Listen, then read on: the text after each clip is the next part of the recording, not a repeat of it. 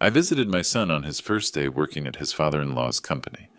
I found him on his knees on the bathroom floor, wearing yellow rubber gloves, scrubbing a toilet. His new suit still hung on the door hook.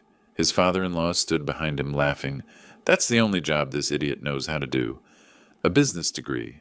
35 years of my sacrifice. All to watch my son be humiliated like an animal. I said nothing, fighting back my rage.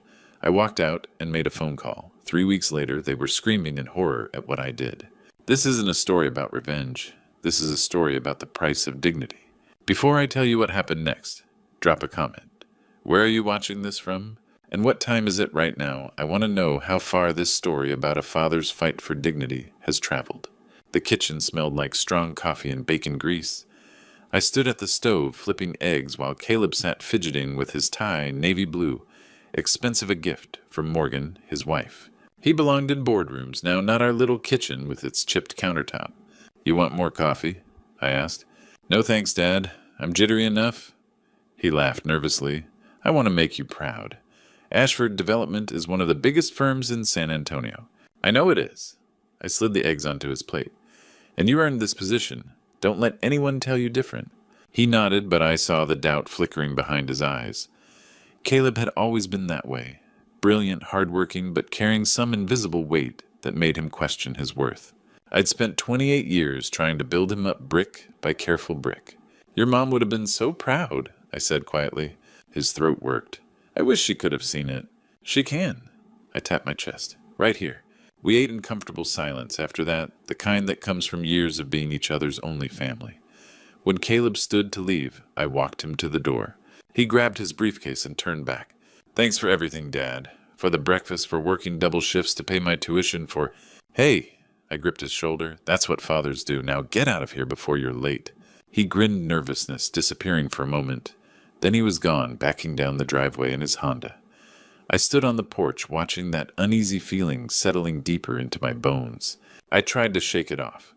Washed the dishes, changed into work clothes. But the feeling wouldn't leave. It sat in my chest like a stone. I picked up my phone 3 times to call him, then put it down. He was a grown man. He didn't need his old man hovering.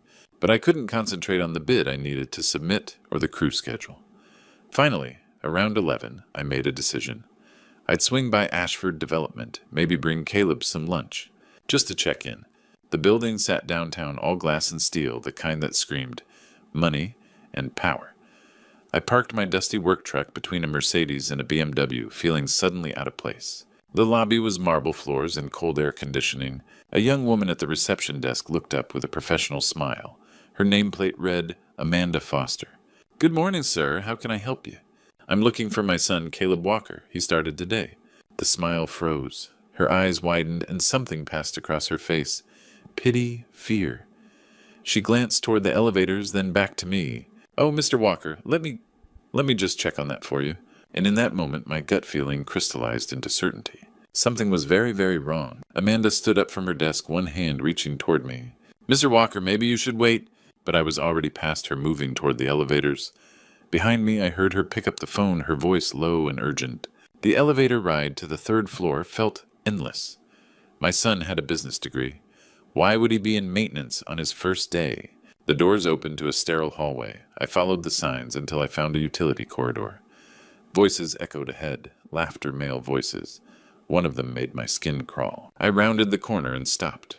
Through the half-open door, I saw my son on his knees in front of a toilet, wearing yellow rubber gloves that went up to his elbows. His suit jacket hung on a hook. His white shirt was damp with sweat. He held a scrub brush, shoulders hunched in a way that made him look broken. Standing over him was a man in his early 50s, silver hair perfectly styled, wearing a suit that probably cost more than my mortgage. 2 other men flanked him, smirking. This is the only service this idiot knows how to do. The silver-haired man's voice dripped with contempt. He's got a business degree and can't even scrub a toilet properly. The other men laughed. Then I saw her. Morgan stood off to the side in a designer dress, arms crossed. She wasn't laughing, but she wasn't stopping it either. The slight smile on her face made my stomach turn. Caleb looked up. Our eyes met. Time slowed down. Shame washed over his face. His eyes were red. He'd been crying. He tried to mouth something. Please, don't. I couldn't tell. But I understood. My boy was begging me not to see him like this. Something inside my chest cracked clean through. Can I help you? The silver-haired man turned toward me, irritated. I'm Caleb's father. His expression shifted to amusement. Ah, Mr. Walker. Your son is learning the business from the ground up. Literally. He gestured at the toilet, and his cronies chuckled. So this was Grayson Ashford. Caleb, I kept my voice steady. Get up. He's not finished. Grayson's voice sharpened. He's on company time. Every muscle in my body wanted to cross that room and put my fist through Grayson Ashford's perfect teeth. I'd spent 35 years swinging hammers. One punch. That's all it would take. But Caleb shook his head, just slightly. Don't make it worse. I forced my hands to unclench. We'll talk later, son. I looked at Grayson. You and I will talk too, Mr. Ashford. Grayson waved a dismissive hand. I'm a busy man. You'll make time. I walked back to the elevator before I did something I'd regret. The doors closed. I was alone. I pressed my palms against the cold metal walls and squeezed my eyes shut. No one gets to do this to my son. The lobby was a blur. Outside, the Texas sun hit me, but I felt cold. I sat in my truck, hands gripping the steering wheel. Then I pulled out my phone and dialed. Gerald, it's Jack Walker. I need your help. Something big. Jack, what's going on? You sound... I need you to investigate someone. Grayson Ashford. I want to know everything, his company, his finances, his weaknesses, everything. Gerald went quiet on the other end. We'd known each other 20 years. He knew I didn't ask for things like this lightly. How deep? He finally asked. As deep as it goes. Give me until tomorrow morning. I hung up and sat in my truck for another 10 minutes, staring at nothing. Then I drove home. The house felt too quiet. I paced the kitchen, trying to burn off the rage still simmering in my chest. On the mantel sat an old photo. Caleb at his college graduation cap and gown, that huge smile. Next to it, a picture of my wife, Maria, holding baby Caleb in her arms. I'd spent 28 years building my son up. 3 hours for Grayson Ashford to try to tear him down. Not just get Caleb out of there. That wasn't enough anymore. This required something bigger, something permanent. By 10 that night, I'd made my decision. I was sitting at the kitchen table when I heard a key in the lock. Caleb came through the door like a ghost, shoulders hunched, eyes down. The smell of cleaning chemicals clung to his clothes. When he saw me waiting, he tried to turn away, but I caught the red around his eyes. Come here, son. His face crumpled. Just like that 28 years old, and he was crying like he used to when he was 7, and scraped his knee. I stood up and pulled him into my arms. It's not your fault, I said into his hair. None of this is your fault. He shook against my chest. I'm sorry you had to see that, Dad. I'm so sorry. You've got nothing to apologize for. We stood there until his breathing steadied. Then I guided him to the couch, the same one he used to fall asleep on watching cartoons. He sat down heavy, like his strings had been cut. Grayson said I'm learning from the bottom up, Caleb said quietly. Morgan said it's just temporary. But Dad, it's only been 3 hours and it feels like forever. My jaw tightened. How long is this supposed to last? He said, 6 weeks. Then I'll get a real position. Caleb's voice was hollow. If I can prove myself? 6 weeks. I filed that number away. Listen to me, Caleb. I leaned forward, hands clasped between my knees. Can you hold on a little longer? Can you trust me? He looked up confused. What do you mean? Just trust me. Keep your head down. Do what he says. And in a few weeks, everything's going to change. Dad, what are you... Trust me. Something in my voice must have convinced him because he nodded slowly. The next morning, my phone rang at 7. Gerald. Jack, I did some preliminary digging on Ashford Development. You're going to want to hear this. I poured myself coffee, phone pressed to my ear. I'm listening. The company's drowning in debt. Bad investments, over-leveraged properties, the works. If someone doesn't bail them out in the next 3 months, they're done.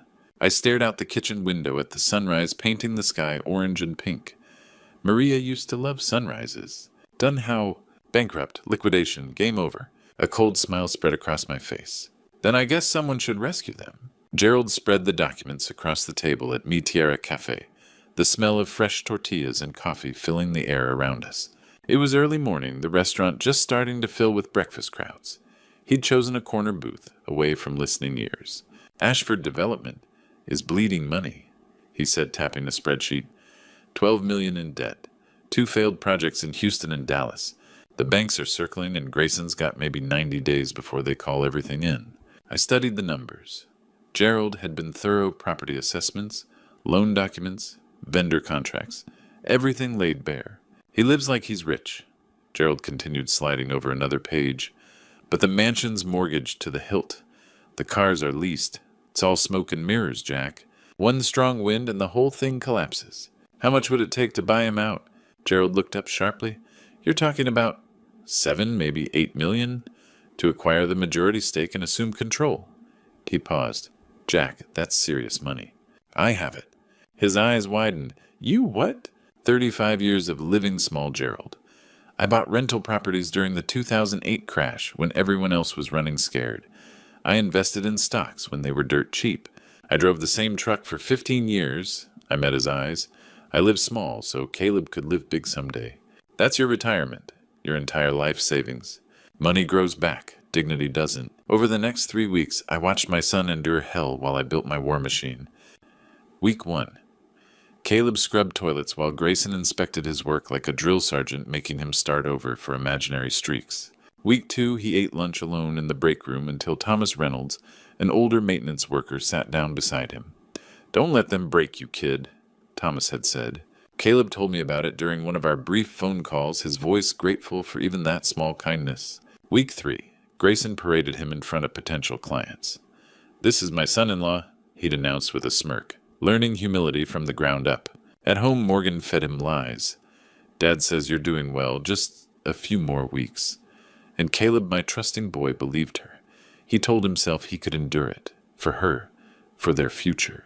It made my chest ache. While Caleb suffered, I moved. I liquidated properties, cashed in investments, met with bankers. Gerald created a shell company, Rio Grande Investment Group, and we recruited 3 business associates to serve as the public faces.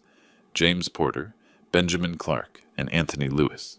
Good men who owed me favors and asked no questions. Grayson can't know it's you, Gerald reminded me. Not until the papers are signed. He won't. Friday night of week 3, my phone rang. Caleb. His voice was strained. Dad, there's a big meeting Monday. Important clients from Dallas. Grayson wants me to serve coffee, like a waiter. My hand tightened around the phone. I could picture it, my son in his suit, carrying a tray, while Grayson's clients smirked. Another humiliation. Another test. You can do this, son. Just a little longer, I promise. After we hung up, I sat in the darkness of my kitchen for a long moment. Then I called Gerald. Send the offer, now. He needs to see an exit before Monday. Jack, are you sure? I've never been more sure of anything in my life. There was a pause on the other end. Then quietly, all right. I'll have it on his desk by morning. I hung up and stared at the photo of Maria on the mantel. 35 years of work. Every dollar I'd saved, every sacrifice I'd made.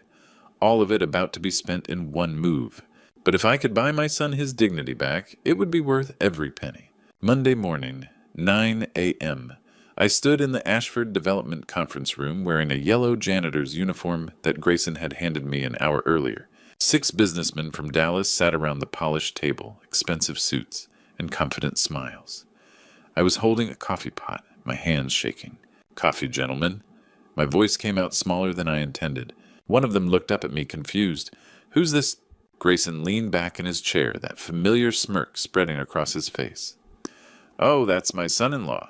Teaching him the family business from the lowest foundation possible. He paused for effect. Builds character. The men chuckled. I felt my face burn. I moved around the table, pouring coffee. My hands wouldn't stop shaking.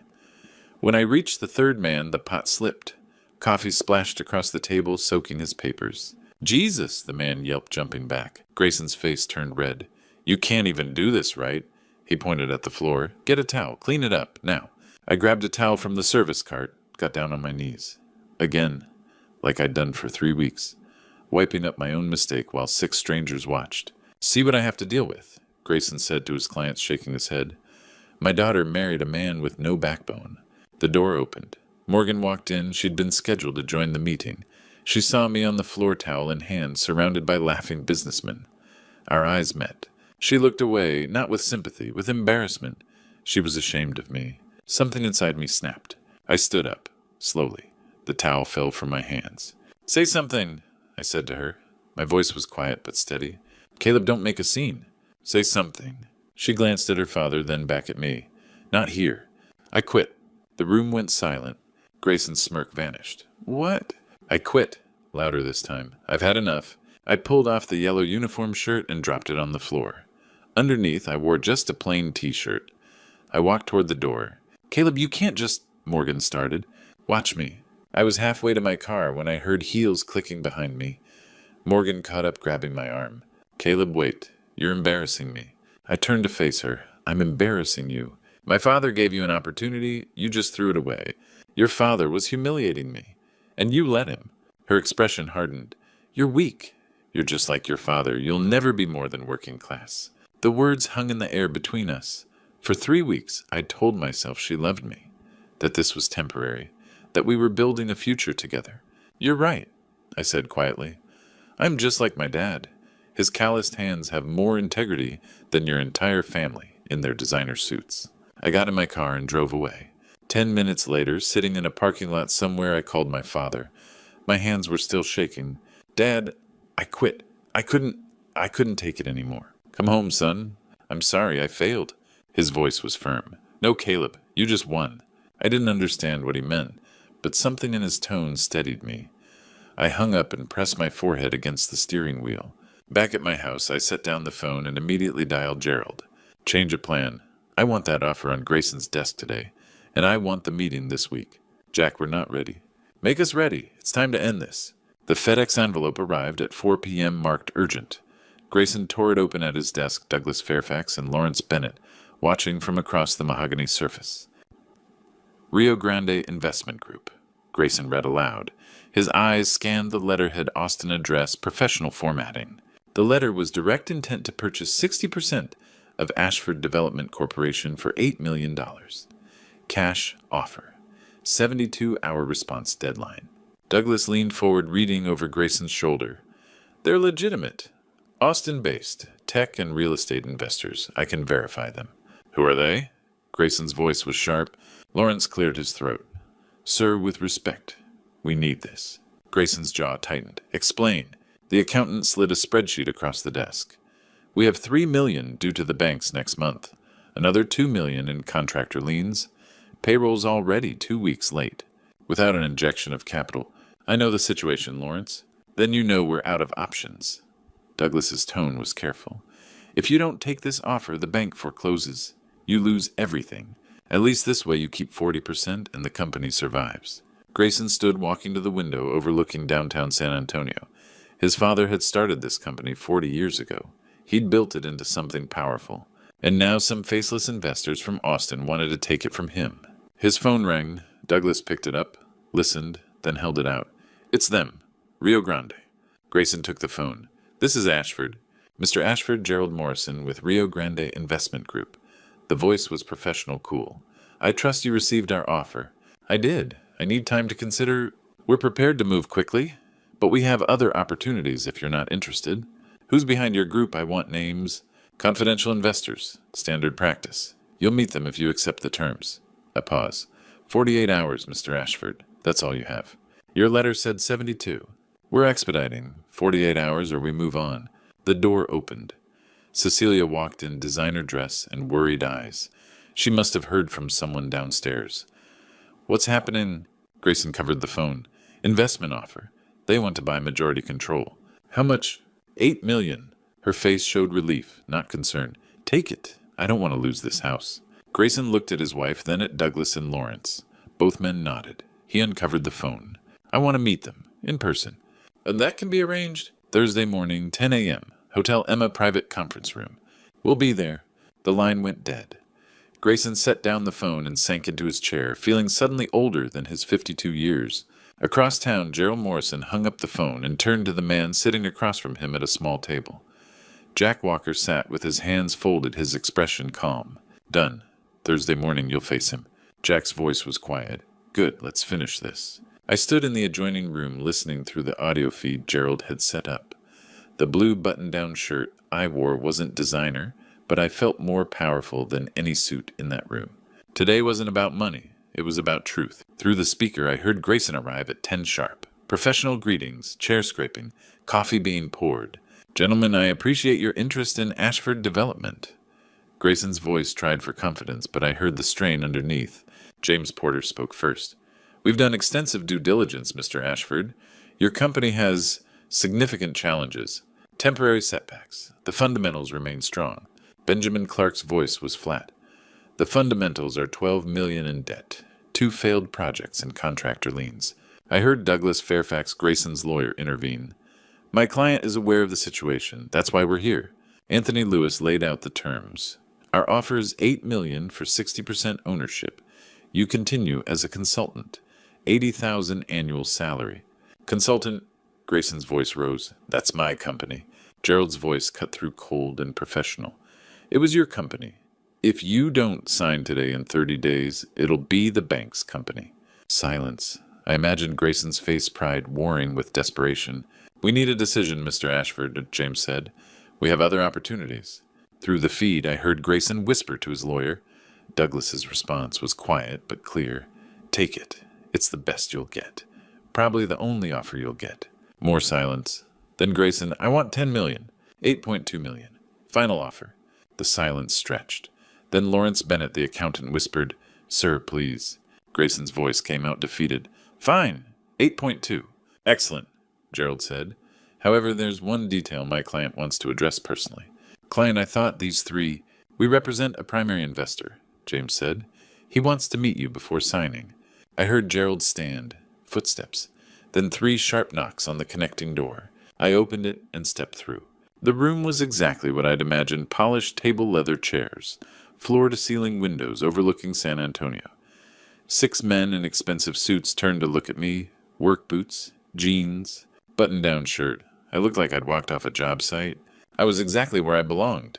Grayson squinted at me. Do I know you? We met once, briefly, in your building 3 weeks ago. I watched recognition flicker across his face. You're Caleb's father. That's right. He laughed nervously. What is this, some kind of joke? Gerald stood beside me. No joke, Mr. Ashford. Allow me to introduce the primary investor of Rio Grande Investment Group, Jack Walker. Grayson's face went through a progression, confusion, disbelief, horror. No, this is insane. You're a construction worker. Owner, small company but profitable, 35 years of savings, smart investments, living small. I pulled out a chair and sat down. While you were leasing luxury cars and mortgaging mansions, I was building something real. Grayson turned to his lawyer. This can't be legal. Douglas reviewed the documents spread before him. It's completely legal, sir. I won't sell my company to him. Then don't, I said calmly. Walk away. In 30 days, lose everything. Your choice. Why, his voice cracked. Why are you doing this? I leaned forward, hands clasped on the table. 3 weeks ago, I walked into your building. I found my son with a business degree. My son I sacrificed everything to educate on his knees scrubbing your toilet. I was teaching him. You were breaking him. You called him worthless. You humiliated him in front of employees' clients, his own wife. My voice stayed level, but I felt the rage simmering underneath. You paraded him like a trained dog. You made him serve coffee in a janitor's uniform. He was too sensitive. No, you were too cruel. And now you're going to learn what it feels like to lose everything. Please, desperation leaked into his voice. This company is my life. My father built this. And you destroyed it, not me. Your greed, your arrogance, your cruelty, I just helped it along. What do you want from me? Sign the papers, walk away, and never speak to my son again. Gerald slid the contract across the table. Grayson stared at it like it might burn him. Oh, and one more thing, I said. Your daughter. She needs to file for divorce. Caleb deserves better. Grayson looked up, anger flashing. You can't. I can, and I will sign. His hand trembled as he picked up the pen. I watched him sign page after page, his signature getting shakier with each one. Douglas notarized. Gerald collected the documents. It was done. I'll sue, Grayson said, voice hollow. I'll fight this. Go ahead, Gerald replied. You'll lose, and waste what little money you have left. I stood to leave. At the door I paused. By the way, Caleb starts as CEO Monday morning. You'll report to him regarding your consultant duties, if you choose to stay. Grayson's head snapped up. You're serious? Completely. Clean out your office. My son's moving in. I walked out into the hallway. The door closed behind me. For the first time in 3 weeks, I let myself breathe. Gerald followed me out. Jack, that was justice, I said quietly. That was justice. He nodded. What now? I looked out the window at the city where I'd raised my son, where I'd built my business from nothing, where I'd just bought an $8 million company with the savings of a lifetime. Now I said, let's tell Caleb he has a company to run. When I got home Thursday afternoon, Caleb was on the couch staring at the television without really watching it. He'd been like that for 4 days. Lost, directionless. His marriage was over. His job was over. He thought everything was over. Son, get dressed. We need to go somewhere. He looked up confused. Where? You'll see. In the truck heading downtown, he finally asked, Dad, where are we going? Ashford Development. What? No, I'm not going back there. You are, but not as a janitor. I told him everything. The investigation. Gerald. The phantom investors. The $8 million buyout. Thursday's meeting. Grayson signing with trembling hands. He went silent, staring out the window as San Antonio passed by. Finally, his voice cracked. Dad, you spent your entire life savings for me. Not for revenge, son, for justice. There's a difference. What happens now? I pulled into the Ashford parking lot and put the truck in park. Now you show them who you really are? Amanda looked up from the reception desk as we walked in. Her eyes went wide, then filled with tears. Amanda, this is your new CEO, Caleb Walker. She came around the desk and hugged him. I'm so glad. I'm so sorry I didn't. It's okay. None of this was your fault. We took the elevator to the executive floor. Grayson's office, Caleb's office, now had been cleared out. Empty desk, bare walls. Caleb walked to the window and looked out at the city. You ready? I asked. He nodded. The conference room was packed. 80 employees, anxious and uncertain. I stood at the front with Caleb beside me. This is Caleb Walker, your new CEO. Some of you know him. Some of you witnessed. Things that should never have happened. That ends today. I stepped back. Caleb stepped forward. 3 weeks ago, I was on my knees in this building scrubbing toilets. Some of you saw. Some of you looked away. I don't blame you. I understand fear. I felt it every day. His voice got stronger. But the fear ends now. This company will be different. You'll be treated with dignity. All of you, from maintenance to executive. He paused, looked at me, then back at them. My father taught me something. How you treat people when you have power shows who you really are. The man who ran this company before showed you cruelty. I'll show you respect. If you want to stay, you're welcome. If you want to leave, I understand. But if you stay, we'll build something better. Together. The applause started hesitant, then grew genuine. An older man approached Thomas Reynolds' maintenance. Mr. Walker, I was there. When your father-in-law... He stopped. I wanted to say something. I'm sorry I didn't. Caleb shook his hand. You're saying something now. That's what matters. Later alone in the office, Caleb sat at the desk. I don't know if I can do this. You already did the hard part. You survived. Now you just lead. I hugged him and left him there. Through the door window, I watched him open a desk drawer and pull out a photo, the two of us at his college graduation. He smiled. All right, Dad, let's build something. 6 months later, Ashford Development, renamed Walker and Associates Development, was turning a profit. But this isn't a story about bitter revenge. It's about rebuilding with dignity. Caleb transformed the company. Fair wages, respect at every level. Thomas Reynolds, the maintenance worker who'd shown him kindness, became a supervisor. The biggest change. 2 affordable housing projects on the west side, the same neighborhood where I'd raised him. Building homes for people, not just profit. His divorce from Morgan finalized quickly. The prenup protected him. She got nothing. She remarried fast, another wealthy man, older this time. Just another transaction. Caleb met Olivia Brooks at a construction site. She was the architect on our West Side project. Their first conversation was about building codes, not status. When she met me, she smiled. Caleb talks about you constantly. He says you're his hero. I'm just his dad? Later, she told him, he's not like them. He's real. They moved in together after 6 months. Serious. Built on truth, not performance. As for Grayson, he lost the mansion to foreclosure. Lives in a small apartment now. Cecilia divorced him. Morgan rarely calls. He lasted 2 weeks as a consultant, couldn't stomach taking orders from Caleb. Quit out of pride. Now he freelances, struggles to find work. His sister Charlotte called me once. Thank you. He destroyed me 2 years ago. I'm glad someone finally stopped him. I saw him at a grocery store, older, tired, alone. Our eyes met. I nodded. He looked away. I felt no satisfaction, just completion. I retired at 62. Still live in the same small house. Caleb visits. Every Sunday brings Olivia. I make breakfast. Some traditions are worth keeping. People ask if I regret spending $8.2 million. I don't. Money grows back. Dignity doesn't. They ask if it was revenge. It wasn't. I didn't destroy Grayson, he destroyed himself. I just accelerated the process. Revenge is hurting someone back. Justice is restoring balance. Here's what I learned. Wealth isn't what you have. It's what you're willing to give up for the people you love. I think about Maria sometimes. Honey, if you're watching, our boy made it. He's happy, successful, and kind. We did good. Last Sunday over breakfast, Caleb set down his coffee. Dad, Olivia and I are engaged. I couldn't speak, just stood and hugged them both, tears running down my face. Olivia took my hands. We want you to walk me down the aisle. My father wasn't in my life. You're the father figure I always wanted. I looked at them planning a future together, laughing, genuinely happy. This is wealth. This is success. 5 years ago, a rich man taught me something. The tallest towers fall the hardest. But he taught my son something more important. Your value isn't determined by how others treat you.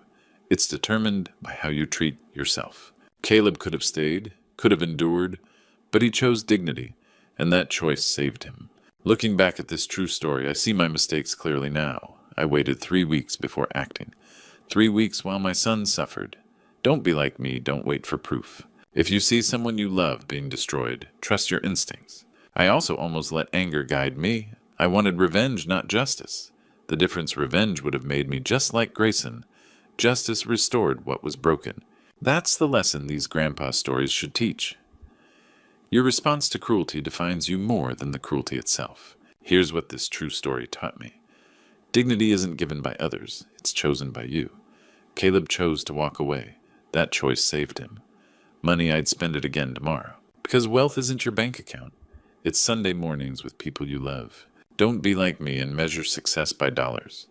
I worked 35 years chasing financial security, but God showed me the real treasure was always sitting at my breakfast table. These grandpa stories aren't just mine. They're yours too. Every parent protecting their child.